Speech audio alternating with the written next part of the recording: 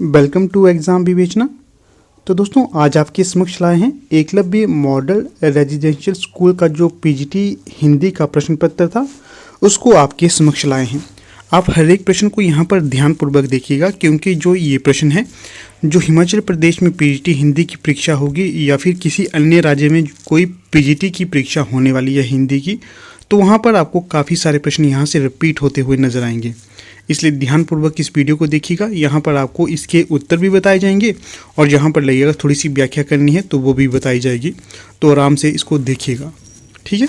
बाकी चलिए शुरू करते हैं वीडियो को। कहीं पर अगर आपको लगता है कि गलत उत्तर दिया गया है तो आप पहले उसकी जांच परख करिएगा। लगता है कि गलत बताया गया है तभी आप अपने उत्तर को दीजिएगा, ठीक है।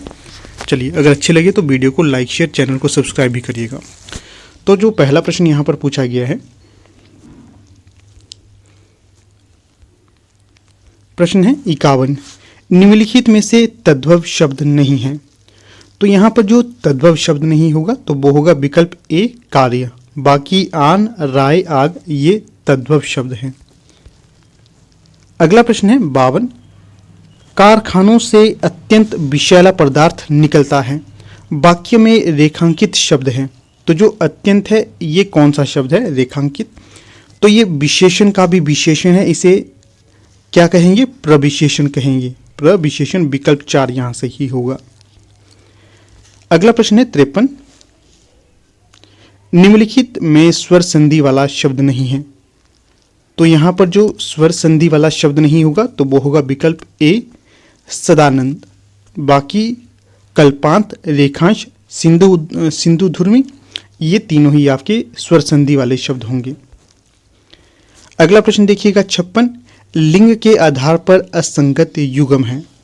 तो जो लिंग के आधार पर असंगत युग्म होगा तो ये होगा विकल्प ए महाराजा का महारानी होगा, महाराजन नहीं होगा।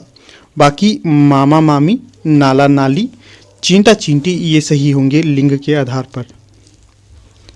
अगला प्रश्न देखिए 55, निम्नलिखित में एकार्थी शब्द है।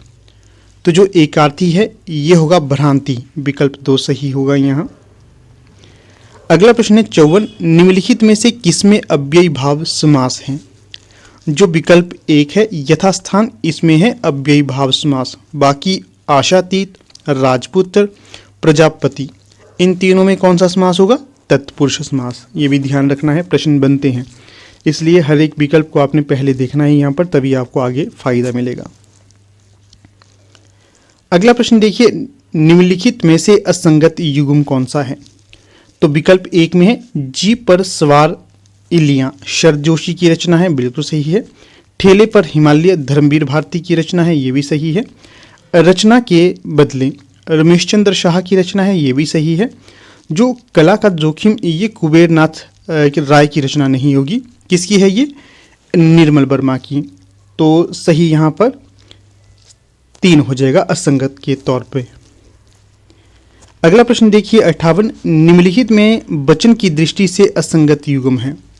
तो जो वचन एक वचन, द्विवचन इस तरह से होते हैं ना, तो उसके आधार पर जो असंगत होगा तो वो होगा विकल्प ए रस्सी का रस्से नहीं होगा, रस्सियां होगा यहाँ पर, इसका सुधार करना है। बाकी बच्चा बच्चे सही हैं, लोटा लोटे सही है, घोड़ा घोड़े सही है। अगला प्रश्न देखिए 59, पिंजरे की मैना आत्मकथा की लेखिका हैं। तो जो पिंजरे की मैना आत्मकथा है इसकी लेखिका कौन होंगी? तो ये होंगी चंद्र किरण सोनरेखा। अगले प्रश्न को देखिएगा 62, निम्नलिखित में से गोदान की नारी पात्र हैं। तो यहाँ पर नारी थोड़ा सा नारी नहीं होना था मेरे ख्याल से, क्योंकि यहाँ पर जो गोदान का एकमात्र पात्र है तो वो है शोभा, ठीक है, हीरा का भाई शोभा। जो होरी था, हीरा थी और शोभा ये तीनों भाई थे आपस में, तो विकल्प डी सही होगा यहाँ पर। बाकी शहजादी, जालपा, बासंती ये तीनों तो मुझे नहीं लग रहे कि गोदान के पात्र हैं। हाँ देखिए एक पात्र और है जो जालपा है, ये काफ़ी पूछा जाता है कि किस उपन्यास का पात्र है ये, तो ये गबन उपन्यास का पात्र है। अगला प्रश्न देखिए 61, निम्नलिखित में असंगत युग्म है। तो यहाँ पर देखिए पहले संगत युग्म को देख लेते हैं। गीतिका किसका काव्य संग्रह है? निराला का। आत्महत्या के विरुद्ध ये रघुवीर सहाय का काव्य संग्रह है। भूरी भूरी खाक धूल ये मुक्तिबोध की रचना है। इतने पास अपने कुंवर नारायण की रचना नहीं है, ये किसकी होगी? शमशेर बहादुर की। इतने पास अपने, ये शमशेर बहादुर की रचना है। अगला प्रश्न है 60, संज्ञा शब्दों में असंगत हैं। तो जो संज्ञा शब्दों में असंगत होगा, जो बचपन है ये भाववाचक संज्ञा है, जातिवाचक नहीं है। क्या है? ये भाववाचक संज्ञा है। मिठास भाववाचक संज्ञा है, ये ध्यान रखना है। असंगत हो जाएगा विकल्प ए। बाकी कामधेनु व्यक्तिवाचक संज्ञा है, नदी जातिवाचक संज्ञा है, सच्चाई ये भाववाचक संज्ञा है।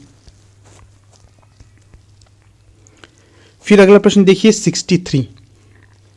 इसमें पूछा गया है आपसे, निम्नलिखित में राहुल सांकृत्यायन का संस्मरण नहीं है। तो जो राहुल सांकृत्यायन का संस्मरण नहीं होगा तो वो है विकल्प 2, 20वीं सदी का बाणभट्ट। बाकी तीनों इनकी संस्मरण हो जाएंगे। जिनका मैं कृतज्ञ हूँ, बचपन की स्मृतियाँ, असहयोग के मेरे साथी, मेरे यात्री। अगला प्रश्न 64, चांद का मुंह टेढ़ा कृति के रचनाकार हैं। तो जो चांद का मुंह टेढ़ा कृति है, इसके रचनाकार कौन होंगे? मुक्तिबोध। मुक्तिबोध का पूरा नाम भी पूछा जाता है, क्या है ये बताइएगा आप लोग। अगला प्रश्न देखिए 65, जमाने में हम आत्मकथा की लेखिका हैं। पहले तो ध्यान रखना है कि जमाने में हम, ये आत्मकथा विधा की रचना है और इसकी जो लेखिका होंगी तो वो है निर्मला जैन। विकल्प 4 यहाँ सही होगा। फिर अगला प्रश्न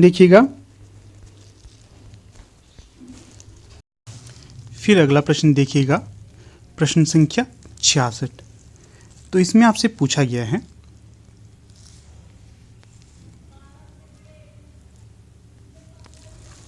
तो इस प्रश्न में आपसे क्या पूछा गया है, निम्नलिखित में से महादेवी वर्मा का संस्मरण रेखांकित नहीं है। क्या है? निम्नलिखित में से महादेवी वर्मा का संस्मरण या फिर रेखाचित्र कौन सा नहीं है, उसके बारे में बताना है।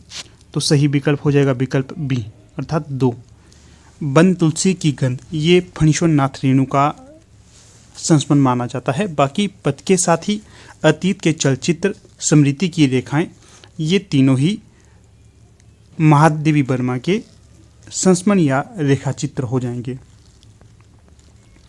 अगला प्रश्न देखिएगा यहाँ पर, प्रश्न संख्या 67। इसमें पूछा गया है, क्या है? धिक आए तुम यूं अनाहुत, धो दिया श्रेष्ठ कुल धर्मदूत, राम के नहीं काम के सूत कहलाए। ये जो पंक्ति है अक्सर यही ज़्यादा पूछी जाती है कि राम के नहीं काम के सूत कहलाए, ये पंक्ति निराला की किस कविता से ली गई है। तो जो ये सही विकल्प होगा यहाँ पर, जो विकल्प सी है, तुलसीदास। जो तुलसीदास इनकी एक कविता है उससे ये पंक्तियाँ ली गई हैं। बाकी विधवा, सरोज स्मृति, तुलसीदास, राम की शक्ति पूजा, ये तीनों ही निराला की कविताएं हो जाएंगी, ये भी ध्यान रखना है।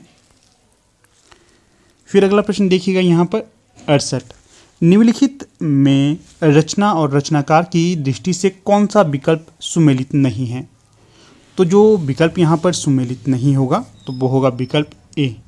जो पद्म पुराण है ये सदल मिश्र की रचना नहीं है, तो किसकी है? पंडित दौलत राम की रचना है पद्म पुराण, ये ध्यान रखना है। फिर प्रेम सागर, ये लल्लू जी लाल की रचना है। उदय भान चरित, ये इंशा अल्लाह खां की रचना है। फिर मुंतखबुत बारिक, ये किसकी रचना है? मुंशी सदासुख लाल नियाज, ये इनकी रचना मानी जाती है, ये ध्यान रखिएगा। ये जैसे आपको यहाँ पर प्रश्न बता रहा हूँ, यहाँ से आपके एक प्रश्न से ही 4 प्रश्न निकल रहे हैं, तो ध्यान से आप इसको नोट करना, क्योंकि भविष्य में आपकी जो हिमाचल पीजीटी की परीक्षा होगी वहाँ पर ये प्रश्न आपको पूछने के लिए आएंगे। ठीक है, प्रश्न आएंगे आपको परीक्षा में। बाकी देखिए, अगर अभी तक आप हमारे टेलीग्राम और व्हाट्सएप ग्रुप के साथ नहीं जुड़े हैं तो उनके साथ आप जुड़ सकते हो, लिंक आपको डिस्क्रिप्शन बॉक्स में दिए गए हैं। फिर अगला प्रश्न है 69, द्वैतवादी वैष्णव संप्रदाय के प्रवर्तक थे। तो जो द्वैतवादी वैष्णव संप्रदाय है इसके प्रवर्तक माने जाते हैं मध्वाचार्य, विकल्प 4 यहाँ सही होगा। अगला प्रश्न है 70, किसके अनुसार पृथ्वीराज रासो 2500 पृष्ठों का बहुत बड़ा ग्रंथ है। तो ये होगा यहाँ पर सही विकल्प हजारी प्रसाद द्विवेदी के अनुसार। किसके अनुसार? हजारी प्रसाद द्विवेदी के अनुसार। पूछा जाता है पृथ्वीराज रासो किसकी रचना है? ये चंद्रबरदाई की रचना है। किसकी है? चंद्रबरदाई की। ये भी ध्यान रखिएगा आप। फिर अगला प्रश्न है यहाँ पर 71। इसमें पूछा गया है खुसरो के बारे में निम्नलिखित में से कौन सी बातें रामचंद्र शुक्ल के द्वारा नहीं कही गई हैं? किसके द्वारा नहीं कही गई है? रामचंद्र शुक्ल के द्वारा। देखिए, जैसा कि मैं आपको ज़्यादा कहता हूं कि आपने आचार्य रामचंद्र शुक्ल पे फोकस करना है, क्योंकि जो HPPSC शिमला है वो रामचंद्र शुक्ल वो ज़्यादा प्रश्न पूछता है वहाँ से। तो ये जो PGT की परीक्षा थी यहाँ पर भी रामचंद्र शुक्ल से काफ़ी सारे प्रश्न बने हैं। पहला तो यह है कि खुसरो के बारे में रामचंद्र शुक्ल ने कौन सी बात नहीं कही है। तो जो उनके लिए बातें कही हैं तो वो है, ये फारसी के बहुत बड़े ग्रंथकार थे। सही है। दूसरी है, वे जनता की सभी बातों में पूरा योग देना चाहते थे। खुसरो के बारे में कहा है, ये भी सही है। इनकी पहेलियाँ और मुकरियाँ प्रसिद्ध हैं, तो ये भी सही है। परंतु जो विकल्प ए है, खुसरो में उक्ति वैचित्र्य नहीं मिलता, ये गलत है। रामचंद्र शुक्ल ने कहा था कि जो खुसरो है इनमें उक्ति वैचित्र्य भी मिलता है, बाकी ये तीनों चीज़ें जो मिलती ही हैं। अगला प्रश्न देखिए, जो ये प्रश्न है आपको रामचंद्र शुक्ल की पुस्तक में भी मिल जाएगा और गोविंद पांडे सरस्वती पांडे की पुस्तक में भी मिल जाएगा। क्या प्रश्न है? माई ना होती बाप ना होते कर्म ना होता काया, हम नहीं होते तुम नहीं होते कौन कहाँ ते आया। जो उपयुक्त पंक्तियाँ हैं ये किसके द्वारा लिखी गई हैं?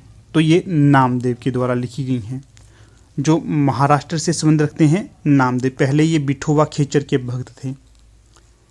फिर देखिए अगला जो प्रश्न है 73, ये भी रामचंद्र शुक्ल से ही संबंधित है।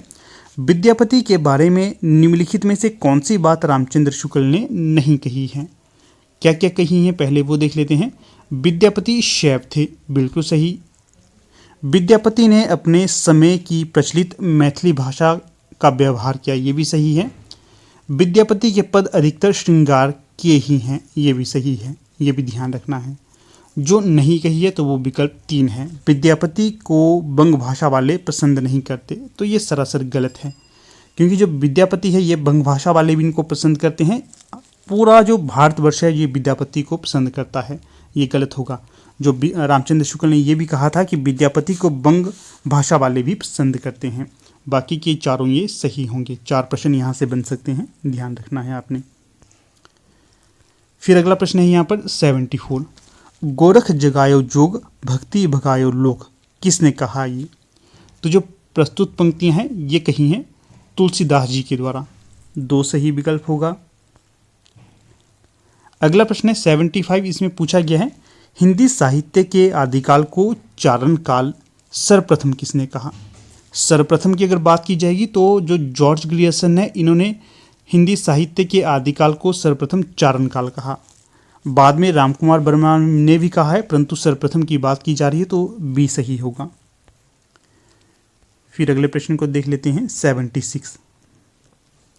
तो यहाँ पर पूछा जा रहा है निम्नलिखित में से कौन सी रचना देव की नहीं है? तो जो देव की रचना नहीं होगी, तो पहले देख लेते हैं देव की रचनाएं कौन कौन सी हैं। प्रेम तरंग है, भाव विलास है, अष्टयाम है, परंतु जो श्रृंगार निर्णय है ये देव की रचना नहीं होगी। तो किसकी रचना होगी? भिखारी दास की। भिखारी दास, ये भी ध्यान रखिएगा आप। अगला जो प्रश्न है 77, इसमें पूछा गया है निम्नलिखित में से अष्टयाम के कवियों में सम्मिलित नहीं है। तो कौन सम्मिलित नहीं होंगे? गोविंद स्वामी सम्मिलित हैं, परमानंद दास सम्मिलित हैं, कुंभन दास सम्मिलित हैं, सूरदास सम्मिलित हैं, नंददास सम्मिलित हैं, परंतु जो स्वामी हरिदास हैं ये अष्टछाप के कवियों में सम्मिलित नहीं हैं। पूछा जाता है अष्टछाप की स्थापना किसके द्वारा की गई थी? तो जो बलवाचार्य के पुत्र थे विट्ठलनाथ, उनके द्वारा अष्टछाप की स्थापना की गई थी। अगला प्रश्न है निम्नलिखित में सगुण कृष्ण भक्ति शाखा का कवि नहीं है। तो जो सगुण कृष्ण भक्ति के बारे में पूछा जा रहा है कौन नहीं है, तो ये होंगे कृपाराम। जो कृपाराम है ये सगुण कृष्ण भक्ति शाखा से संबंधित नहीं है। बाकी नंददास हैं, कृष्णदास हैं, कुंभन दास हैं। अगला जो प्रश्न है यहाँ पर 79, निम्नलिखित में रचना और रचनाकार की दृष्टि से कौन सा विकल्प सुमेलित नहीं है? तो नहीं है की बात की जा रही है, तो ये होगा विकल्प 4। जो रसराज है ये भूषण की रचना नहीं है। किसकी रचना है? मतीराम की रचना है, ये ध्यान रखिएगा। बाकी युक्ति तरंगिणी कुलपति मिश्र की रचना है। काव्य विवेक चिंतामणि त्रिपाठी की रचना है। साहित्य सार मतीराम की रचना है। 7 वाला प्रश्न भी देख लेते हैं। 82 निम्नलिखित में से रास पंचाध्याय के रचयिता हैं। तो रास पंचाध्याय के रचनाकार कौन हैं? तो ये होंगे आपके नंददास। अगला प्रश्न है 80 निम्नलिखित में निर्गुण ज्ञानाश्रयी शाखा का कवि नहीं है। तो निर्गुण ज्ञानाश्रयी शाखा का कवि नहीं है, इसके संबंध में मैंने आपको पहले एक वीडियो बनाई थी कि कौन सा कवि किस संप्रदाय से संबंध रखता है। आपको भविष्य में भी ध्यान रखना है, यहाँ से प्रश्न बनता है। अभी ऊपर कृष्ण भक्ति शाखा से संबंधित प्रश्न पूछा गया था, तो यहाँ पर निर्गुण शाखा से पूछा गया है। तो देखिए निर्गुण ज्ञानाश्रय शाखा का कवि कौन नहीं है? तो नावादास नहीं होंगे। क्यों? क्योंकि ये राम भक्ति काव्यधारा से संबंधित हैं। दादू दयाल हैं, धर्मदास है, गुरु नानक है, कबीरदास हैं, मल्लुकदास हैं। ठीक है। अगला प्रश्न है 83 आंख नीची होना मुहावरे का सटीक अर्थ है। तो आंख नीची होना मुहावरे का सटीक अर्थ होता है लज्जित होना या शर्माना। फिर अगले प्रश्न को देखिएगा यहाँ पर 80 निम्नलिखित में से केशवदास की रचना नहीं है।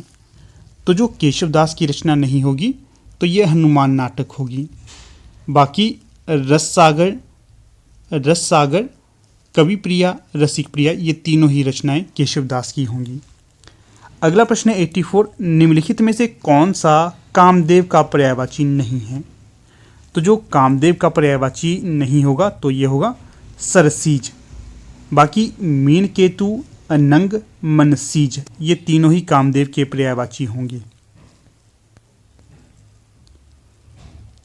फिर अगला प्रश्न है यहाँ पर 85 इसमें पूछा गया है सूरती सिंगार की उजारी छवि आठी भांति दिठी लालसा के लोय ननी लैले आंजीहों रति रसना स्वाद पांवड़े पुनीतकारी पाए चुमी चुमी के कपोलनी सो मांझी हों। प्रस्तुत काव्य पंक्तियों के रचनाकार कौन होंगे? तो जो पंक्ति है ये हो जाएगी घनानंद की। पूछा जाता है घनानंद की प्रेमिका का क्या नाम था? तो सुजान इनकी प्रेमिका का नाम था और ये रीति मुक्त काव्यधारा से संबंधित थी। अगला प्रश्न देखिए निम्नलिखित में से हरिवंश राय बच्चन की रचना नहीं है। तो नहीं है तो ये होगा विकल्प ए परिमल। बाकी एकांत संगीत, मिलन यामिनी, निशा निमंत्रण, ये तीनों ही हरिवंश राय बच्चन की काव्य संग्रह होंगे। परिमल किसकी रचना है? निराला की रचना है या इनका काव्य संग्रह है। फिर अगला प्रश्न है 86 कंगाली में आटा गीला लकोक्ति का अर्थ क्या है? तो जो ये लकोक्ति है इसका अर्थ होगा कष्ट पर कष्ट आना। अगला प्रश्न है 89 निम्नलिखित में कृष्णा सोबती की रचना नहीं है। तो यहाँ पर एक रचना ऐसी है जो कृष्णा सोबती की नहीं है, तो वो होगा जिंदगी और गुलाब के फूल। जिंदगी और गुलाब के फूल ये किसकी रचना है? उषा प्रियंवदा की ये रचना हो जाएगी। बाकी समय सरगम, डार से बिछुड़ी, मित्रों मरजानी, ये तीनों ही रचनाएं कृष्णा सोबती की हो जाएंगी। अगला जो प्रश्न है 87 निम्नलिखित में बर्तनी की दृष्टि से अशुद्ध शब्द हैं। तो जो बर्तनी की दृष्टि से अशुद्ध शब्द होगा तो वो होगा विकल्प 4 जो सीधा साधा नहीं होता। सादा नहीं होता है, सादा होता है। सीधा सादा होना था यहाँ पर। ठीक है। बाकी धंधा सही है, कनिष्ठ सही है, झूठ भी सही है। अगला प्रश्न है 90 निम्नलिखित में से तार सप्तक का कवि नहीं है। तो जो तार सप्तक का कवि नहीं होगा तो वो होगा केदारनाथ सिंह।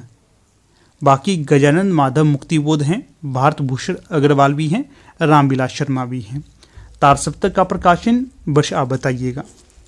2 प्रश्न मैंने छोड़े आपके लिए, इसका आपने प्रकाशन वर्ष बताना है। अगला प्रश्न देखिएगा 91 इसमें क्या पूछा जा रहा है? तो पूछा जा रहा है निम्नलिखित में से रस सिद्धांत पुस्तक के लेखक कौन हैं? तो जो पुस्तक है रस सिद्धांत इसके लेखक होंगे डॉक्टर नगेंद्र। अगला प्रश्न है यहाँ पर 92। संविधान सभा ने हिंदी को संघ की राजभाषा स्वीकार किया, कब किया था? 14 सितंबर 1949 को। पूछा जाता है किसके द्वारा हिंदी को संघ की राजभाषा स्वीकार किया गया था? तो ये संविधान सभा के द्वारा किया गया था। कब किया गया था? 14 सितंबर 1949। ये ध्यान रखना है आपने। अगला प्रश्न है 93। राजभाषा संबंधी प्रावधानों की दृष्टि से कौन सा विकल्प तथ्यात्मक दृष्टि से सही नहीं है? तो देखिए, राजभाषा अधिनियम 1976 में आया था, राजभाषा अधिनियम 1963 में भी आया था, राष्ट्रपति के आदेश 1960 में दिए गए थे, राजभाषा संकल्प 1965 में नहीं 1968 में लिया गया था। ये ध्यान रखना आपने। अगला प्रश्न है 95। निम्नलिखित में से सीढ़ियों पर धूप कविता संग्रह के रचयिता हैं। तो जो सीढ़ियों पर धूप कविता संग्रह है, इसके रचयिता हो जाएंगे रघुवर सिंह या फिर रघुवर सहाय। अगला देखिए, यहाँ पर जो प्रश्न है, यह निम्नलिखित गद्यांश को ध्यानपूर्वक पढ़िए और उस पर आधारित प्रश्नों 96 से 100 के सटीक उत्तर दीजिएगा। पहले देखिए, यहाँ पर मैं पैराग्राफ को पढ़ लेता हूँ क्योंकि पैराग्राफ कई बार रिपीट भी होते हैं। पैराग्राफ है यहाँ पर, सौंदर्य बाहर की वस्तु नहीं है, मन के भीतर की वस्तु है। यूरोपीय कला समीक्षा की यह एक बड़ी ऊंची उड़ान या बड़ी दूर की कौड़ी समझी गई है, पर वास्तव में यह भाषा के गड़बड़ झाले की सिवाय और कुछ नहीं है। जैसे वीरकर्म से पृथक वीरत्व कोई पदार्थ नहीं है, वैसे ही सुंदर वस्तु से पृथक सौंदर्य कोई पदार्थ नहीं है। कुछ रूप रंग की वस्तुएं ऐसी होती हैं जो हमारे मन में आते ही थोड़ी देर के लिए हमारी सत्ता पर ऐसा अधिकार कर लेती हैं कि उसका ज्ञान ही हवा हो जाता है और हम उन वस्तुओं के भावना के रूप में परिणत हो जाते हैं। हमारी अंतर सत्ता की यही तदाकार परिणति सौंदर्य की अनुभूति है। इसके विपरीत कुछ रूप रंग की वस्तुएं ऐसी होती हैं जिनकी प्रतीति या जिनकी भावना हमारे मन में कुछ देर टिकने ही नहीं पाती और एक मानसिक आपत्ति सी जान पड़ती है। जिस वस्तु के प्रत्यक्ष ज्ञान या भावना से तदाकार परिणति जितनी ही अधिक होगी, उतनी ही वह वस्तु हमारे लिए है। तो कुछ इस प्रकार से ये पैराग्राफ था। यहाँ पर देखिए, अब उत्तर देखिएगा इसके। जो 96 है, सौंदर्य की अनुभूति है। तो क्या है सौंदर्य की अनुभूति? हमारी अंतःसत्ता की तदाकार परिणति। ये सही होगा। फिर सौंदर्य मन के भीतर की वस्तु है। यह क्या है? यह भाषा का गड़बड़ झाला है। अगला है 98। निम्नलिखित में से कौन सा कथन सही नहीं है? तो यहां पर जो कथन सही नहीं होगा,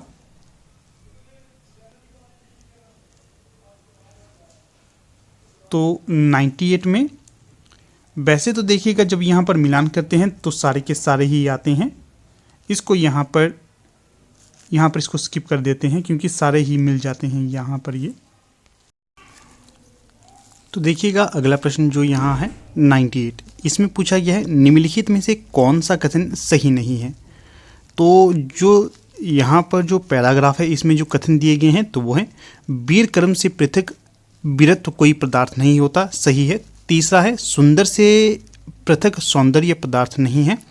चौथा है हम वस्तुओं की भावना के रूप में परिणत हो जाते हैं। तो इस तरह से जो यहाँ पर सही होंगे, तो ये सही है, ये सही है, ये सही है, परंतु ये सही नहीं है। फिर अगले प्रश्न को देखिएगा 99। इसमें पूछा गया है रूप विवेचन से स्पष्ट है कि क्या है स्पष्ट? जो भीतर है वही बाहर नहीं है। ठीक है, तो 4 यहाँ पर सही विकल्प हो जाएगा। अगला जो प्रश्न है यहाँ पर, इसमें पूछा गया है 100। कौन सी बात यूरोपीय कला समीक्षा की एक ऊंची उड़ान समझी गई है? तो वो है सौंदर्य बाहर की कोई वस्तु नहीं है। अगला जो प्रश्न है प्रभावी शिक्षण में बाधक है। तो ये टीचिंग एप्टीट्यूड से आया प्रश्न है। तो देखिए, जो प्रभावी शिक्षण में बाधक होगा तो वो होगा निरंकुशता। ठीक है, निरंकुशता आप शिक्षण में लागू नहीं कर सकते। मान लीजिए आप किसी विद्यालय में, किसी विश्वविद्यालय में, किसी कॉलेज में टीचर है, ठीक है, तो आप निरंकुश होकर बच्चों को नहीं पढ़ा सकते। क्यों नहीं पढ़ा सकते? मान लीजिए आप पढ़ा रहे हैं महात्मा गांधी जी के बारे में, ठीक है, आप बच्चों को कह रहे हैं कि महात्मा गांधी जी का जन्म गुजरात में हुआ, ठीक है, तो बच्चे जिद में, एक उदाहरण दे रहा हूँ, बच्चे बोलते गुजरात में नहीं हुआ है, किसी अन्य जगह में हुआ है, पोरबंदर में हुआ है, तो आप जिद पूर्वक उन्हें नहीं समझा सकते गुजरात में हुआ है तो गुजरात में ही मानना आपने। आप उन्हें अच्छे से अच्छे उदाहरण दे सकते हैं। एक तरह से आपने सॉफ्टली बच्चों को पढ़ाना होता है, ठीक है, प्रेशर नहीं देना होता। अगर प्रेशर दोगे तो बच्चे प्रेशर से कुछ समझते नहीं हैं। इस तरह से ये जो प्रभावी शिक्षण में निरंकुशता बाधक है। निश्चित उद्देश्य होना चाहिए, नियोजन होना चाहिए, विषय वस्तु का विश्लेषण होना चाहिए। ये तीनों तो इसमें बाधक नहीं होते, प्रभावी शिक्षण में सहायक होते हैं। फिर अगला प्रश्न देखिए 101। तो यह है राष्ट्रीय शिक्षा नीति 2020 के अनुसार निम्नलिखित में वे मूलभूत सिद्धांत हैं जो व्यापक स्तर पर शिक्षा प्रणाली और व्यक्तिगत संस्थान दोनों का मार्गदर्शन करेंगे। तो कौन कौन से हैं इसमें? तो देखिए, प्रत्येक बच्चे की विशिष्ट क्षमताओं की पहचान होगी, न्यू एजुकेशन पॉलिसी के अंतर्गत, सही है। लचीलापन होगा, ये भी सही है। बहुभाषिता पर कम जोर, बहुभाषिता पर अधिक जोर की बात की गई है, कम जोर पे नहीं, ठीक है। फिर है बुनियादी साक्षरता को सर्वाधिक प्रोत्साहन दिया जाएगा, तो ये भी सही है। इस कारण से देखिए ABD कहाँ पर है? विकल्प 3 में ये दिया गया है, इसलिए ABD सही हो जाएगा। बाकी बहुभाषिता पर कम जोर दिया गया है, इसलिए ये गलत हो जाएगा। न्यू एजुकेशन पॉलिसी में बहुभाषिता पर भी काफ़ी जोर दिया गया है। फिर 103 नंबर का प्रश्न देख लेते हैं। प्रगतिवाद के अनुसार शिक्षा निम्नलिखित में से किससे अनुभव होती है? क्या है? प्रगतिवाद के अनुसार शिक्षा निम्नलिखित में से किसके अनुभव से आती है? जो प्रगतिवाद के अनुसार शिक्षा आती है आपको बच्चे के अनुभव के माध्यम से, ठीक है, ये भी सही होगा। फिर अगला प्रश्न है यहाँ पर 104। एक छात्र के औसत अंकों की गणना उसी तरह की जाती है जैसे डैश की गणना की जाती है, तो यहाँ सही होगा समानांतर माध्य। फिर अगला प्रश्न है यहाँ पर 105। व्यावहारिक अधिगम के विचार से आशय है कि शिक्षा को डैश पर लागू करना चाहिए। किस पर लागू करना चाहिए? अमूर्त ज्ञान पर। फिर अगला प्रश्न है यहाँ पर 108। डिजिटल प्रौद्योगिकी के उद्भव के फलस्वरूप राष्ट्रीय शिक्षा नीति 2020 के अनुसार शिक्षण अधिगम के सभी स्तरों पर निम्नलिखित में से क्या प्रस्तावित नहीं किया गया है? तो जो प्रस्तावित नहीं किया गया है तो वो होगा आपका ऑनलाइन मूल्यांकन और परीक्षाएं, ये लागू नहीं किया गया है। बाकी डिजिटल अंतर को कायम करना सही है, वर्चुअल लैब्स को बनाना सही है, शिक्षकों के लिए शिक्षण और प्रोत्साहन, ये भी सही है। फिर अगले प्रश्न को देखिए 106। इसमें पूछा गया है निम्नलिखित में से कौन सा बौद्धिक विकास का तत्व नहीं है? तो जो बौद्धिक विकास के तत्व हैं सोच, सृजनात्मकता, परिकल्पना, परंतु जो सहनशीलता है ये बौद्धिक विकास का तत्व नहीं होगा। फिर अगला प्रश्न है यहाँ पर 109। इसमें पूछा गया है राष्ट्रीय शिक्षा नीति 2020 के अनुसार निम्नलिखित में से कौन सा ऐसा मूलभूत सिद्धांत नहीं है जो बड़े स्तर पर शिक्षा प्रणाली और व्यक्तिगत संस्थानों का मार्गदर्शन करेगा? तो कौन सा सिद्धांत नहीं है? तो देखिए, पहला है बच्चे की अकादमिक और अन्य क्षमताओं में उसके सर्वांगीण विकास पर अधिक जोर देना, बिल्कुल सही है। दूसरा है प्रत्येक बच्चे की विशिष्ट क्षमताओं की स्वीकृति, सही है। तीसरा है प्रत्येक बच्चे की विशिष्ट क्षमताओं की पहचान, ये भी सही है। ये तीनों तो सही होंगे, परंतु शिक्षकों और अभिभावकों को इन विशिष्ट क्षमताओं से अलग रखना ये गलत है। अलग नहीं रखा जाएगा, साथ में ही रखा जाएगा, ठीक है। तो इसलिए जो चौथा है ये यहाँ पर उत्तर होगा। अगला प्रश्न है 107। राष्ट्रीय शिक्षा नीति 2020 के अनुसार राष्ट्रीय स्तर पर व्यावसायिक मानकों की समीक्षा और संशोधन किस वर्ष में किया जाएगा? तो ये किया जाएगा 2030। फिर अगला प्रश्न है 110। इसमें आपसे पूछा गया है राष्ट्रीय शिक्षा नीति में मातृभाषा या फिर स्थानीय भाषा से संबंध कौन सी बात नहीं कही गई? पहली जो बात है, भारत शीघ्र ही अनुवाद एवं विवेचना से संबद्ध अपने प्रयासों का विस्तार करेगा जिससे गुणवत्ता युक्त लिखित एवं मौखिक सामग्री उपलब्ध हो सके। सही है। दूसरा है उच्च और उच्चतर शिक्षा के आधिकारिक कार्यक्रमों में मातृभाषा या स्थानीय भाषा को शिक्षा के माध्यम के रूप में उपयोग में लाया जाएगा। ये भी सही है। तीसरा है नीति स्वीकार करती है कि शिक्षार्थियों को भारत की समृद्ध विविधता का प्रत्यक्ष ज्ञान होना चाहिए। ये भी सही है। चौथा है अकादमियों, संग्रहालयों, वीथिकाओं और धरोहरों स्थलों में उनके संचालन हेतु पर्याप्त मात्रा में योग्य व्यक्ति हैं। ये गलत है। पर्याप्त मात्रा में योग्य व्यक्ति की कमी खलती है। ये यहाँ पर उत्तर होगा विकल्प 4। फिर अगला जो प्रश्न है यहाँ पर 112। इसमें पूछा गया है निम्नलिखित में से कौन सा निबंध अध्यापक पूर्ण सिंह द्वारा लिखित नहीं है? आचरण की सभ्यता, मजदूरी और प्रेम, सच्ची वीरता। ये तीनों तो अध्यापक पूर्ण सिंह के द्वारा लिखे गए हैं, परंतु फिर निराशा क्यों, ये इनके द्वारा नहीं लिखा गया है। ये बाबू गुलाब राय के द्वारा लिखा गया निबंध है। ये भी ध्यान रखना आपने। अगला जो प्रश्न है 113। निम्नलिखित उपन्यास और उपन्यासकारों के युग्मों में असंगत हैं। कौन सा युग्म असंगत है? भाग्यश्री श्रद्धाराम फुलौरी के द्वारा लिखा गया है। सही है। नूतन ब्रह्मचारी बालकृष्ण भट्ट के द्वारा लिखा गया है। सही है। श्यामा स्वप्न ठाकुर जगमोहन सिंह के द्वारा लिखा गया है। ये भी सही है। आदर्श दंपति राधा कृष्ण दास के द्वारा लिखित नहीं है। यह है लज्जाराम मेहता के द्वारा लिखित। बाकी देखिए ये सारे के सारे उपन्यास हैं और साथ में यहाँ पर उपन्यासकार भी दिए गए हैं। ध्यान से देखोगे तो 4 प्रश्न यहाँ से आपके निकल जाते हैं। फिर अगले प्रश्न को देखिएगा 114। इसमें पूछा गया है हिंदी नवरत्न नामक समालोचनात्मक ग्रंथ के रचनाकार हैं। तो ये होंगे मिश्र बंधु। विकल्प बी यहाँ सही होगा। यहाँ से ये प्रश्न रह गया हमारा 111। निम्नलिखित कृति और कृतिकारों के युग्मों में असंगत है। कौन सा यहाँ पर असंगत होगा देख लेते हैं। पहले कामायनी का पुनर्मूल्यांकन मुक्तिबोध की कृति है। बिल्कुल सही। प्रगतिवाद शिवदान सिंह चौहान की कृति है। ये भी सही है। छायावाद नामवर सिंह की कृति है। ये भी सही है। फिर जो यथार्थवाद है ये शिव कुमार मिश्र की रचना नहीं होगी, इसलिए जो आपका असंगत विकल्प है ये 4 होगा। फिर अगले प्रश्न को देखिए 115। इसमें क्या पूछा गया है?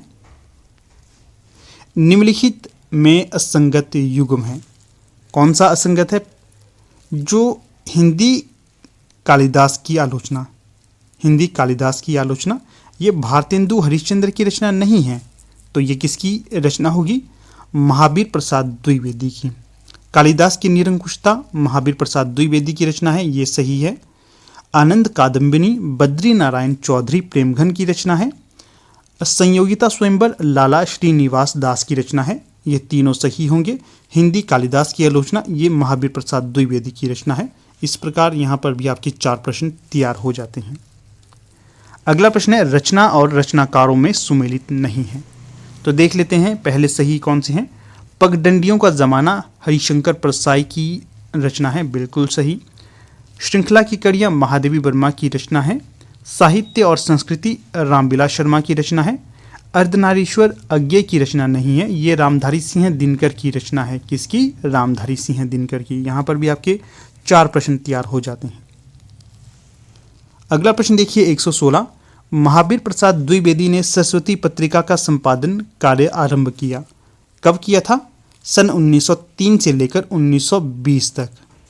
कई जगह 18 भी दिया जाता है, कई जगह 20 भी दिया जाता है। तो कई बार ये प्रश्न भी पूछा जाता है कि सरस्वती पत्रिका का संपादन कब से शुरू हुआ था? 1900 ईस्वी से शुरू हुआ था। फिर अगला प्रश्न देखिए निम्नलिखित में से प्रसिद्ध मार्क्सवादी आलोचक नहीं है। तो कौन से प्रसिद्ध मार्क्सवादी आलोचक नहीं हैं? तो ये होंगे आपके नामवर सिंह तो हैं, शिवदान सिंह चौहान भी है, रामविलास शर्मा भी हैं, ये तीनों होंगे। परंतु जो रामस्वरूप चतुर्वेदी हैं ये मार्क्सवादी आलोचक नहीं होंगे, इसलिए विकल्प 4 यहाँ पर सही हो जाएगा। अगला प्रश्न देखिए यहाँ पर 117। पाश्चात्य काव्य सिद्धांतों की विवेचना करते हुए आचार्य रामचंद्र शुक्ल ने मुख्यतः विरोध किया था। तो इन्होंने ब्रैडले, क्रोचे, टंडन, इन तीनों का विरोध किया था, ये भी ध्यान रखना। अगला प्रश्न है 120। हिंदी काव्यशास्त्र का विकास नामक आलोचना पुस्तक किसके द्वारा लिखी गई है? तो ये डॉक्टर नगेंद्र के द्वारा लिखी गई है। अगला प्रश्न है यहाँ पर 121। कहानी नई कहानी पुस्तक के लेखक हैं? तो ये नामवर सिंह के द्वारा लिखी गई है। अगला प्रश्न फिर देखिए, अगला प्रश्न है यहाँ पर 123। तुमको पीड़ा में ढूंढा, तुमको ढूंढेगी पीड़ा, जो ये काव्य पंक्ति हैं किसके द्वारा लिखित हैं? तो ये होंगी महादेवी वर्मा के द्वारा लिखित। फिर अगला प्रश्न देखिएगा यहाँ, निम्नलिखित में से कौन सा संवाद का सिद्धांत नहीं है? तथ्यों की शुद्धता संवाद का सिद्धांत है, वस्तुपरकता ये भी है, संतुलन ये भी है, जो पक्ष धरता है ये नहीं होगा। फिर अगले प्रश्न को देखिए, इसमें पूछा गया है, चीर दग्ध दुखी यह वसुधा आलोक मांगती, तब भी तुम तुहिन बरस दो, कनकन यह पगली सोए तब भी। ये जो प्रस्तुत पंक्तियां हैं इनके रचनाकार कौन होंगे? जयशंकर प्रसाद। फिर अगला प्रश्न है यहाँ पर 125। निम्नलिखित में पत्रकारिता का प्रकार नहीं है। तो जो विशेषीकृत पत्रकारिता है ये पत्रकारिता का प्रकार नहीं है। वाचडॉग पत्रकारिता ये है, खोजपरक पत्रकारिता ये भी है, एडवोकेसी पत्रकारिता ये भी होगा, सिवाय विकल्प 3 के। फिर अगला प्रश्न देखिए 126। इसमें पूछा गया है, निम्नलिखित में से किसको नामवर सिंह ने नई कहानी की पहली कृति माना है? तो निर्मल वर्मा की जो रचना है परिंदे, इसे माना है। अगला प्रश्न है 129। हजारी प्रसाद द्विवेदी के अनुसार हजारी प्रसाद द्विवेदी के उपन्यासों में से निम्नलिखित कथनों का कौन सा सही कथन नहीं है? पहला देखिए, अनामदास का पोथा में रैकव मुनि अपने जीवन की सार्थकता जनता की सेवा में देखते हैं, बिल्कुल सही है। फिर दूसरा है, बाणभट्ट की आत्मकथा में इतिहास की दृष्टि से छिंद्रान्वेषण की गुंजाइश नहीं है, तो ये गलत होगा। इसमें छिंद्रान्वेषण की गुंजाइश है इतिहास की दृष्टि से, तो ये जो यहाँ पर सही नहीं होगा, विकल्प 2। अगला जो विकल्प है, चारुचंद्र लेख में लेखक ने 13वीं और 14वीं शती का सांस्कृतिक इतिहास चित्रित करने की चेष्टा की है, सही है ये। फिर पुनर्नवा में मध्यकालीन परिवेश में आधुनिक नारी के ही शोषित रूप का चित्रण है, ये भी सही होगा, सिवाय 2 के। फिर अगला जो प्रश्न है यहाँ 127। इसमें पूछा गया है, निम्नलिखित में से कौन सी रचना शेखर जोशी की नहीं है? समर्पण, दाज्यू, कोशिका घटवार ये तीनों तो हैं, परंतु कर्मनाशा की हार ये शेखर जोशी की रचना नहीं होगी। फिर जो अगला प्रश्न है यहाँ, फणीश्वर नाथ रेणु के निम्नलिखित उपन्यासों का प्रकाशन वर्ष की दृष्टि से क्रम में रखना है। तो क्रम होगा यहाँ पर मैला आंचल 1954, प्रति परिकथा 1957, जुलूस 1965, पलटू बाबू रोड 1979। अगला प्रश्न है 128। निम्नलिखित में से कौन सा जनसंचार का कार्य नहीं होना चाहिए? निगरानी करना होना चाहिए, सूचना देना ये भी होना चाहिए, मनोरंजन करना ये भी होना चाहिए, परंतु जो सार्वजनिक हित से अधिक व्यावसायिक मुनाफा कमाने पर बल, ये आपकी जनसंचार का कार्य नहीं होना चाहिए, इसलिए विकल्प 4 यहाँ पर सही होगा। तो कुछ इस प्रकार से दोस्तों आज का ये हमारा लेक्चर था। आप अवश्य बताइएगा कि अगर आप में से किसी ने परीक्षा दी है तो आपके कितने सही उत्तर बने हैं इसमें से, ठीक है, जो हमने हिंदी सेक्शन डिस्कस किया। बाकी देखिए, जो हम जिस लेवल की तैयारी करवाते हैं अपने चैनल के माध्यम से, जो हमारा कोर्स लेता है, तो अगर उसको देखें तो ज़्यादा मुश्किल नहीं है। ये प्रश्न पत्र नॉर्मल सा था। अगर कोई हमारे टीम के माध्यम से तैयारी करके गया होता तो वो अच्छे से इसको सॉल्व कर सकता था। ठीक है, बाकी अब यहाँ पर अपनी वीडियो का समापन कर लेते हैं। वीडियो अच्छी लगी तो इसे लाइक शेयर और चैनल को सब्सक्राइब अवश्य करिएगा, और हमारे जो टेलीग्राम और व्हाट्सएप प्लेटफॉर्म है उनसे भी आप जुड़ सकते हैं। धन्यवाद।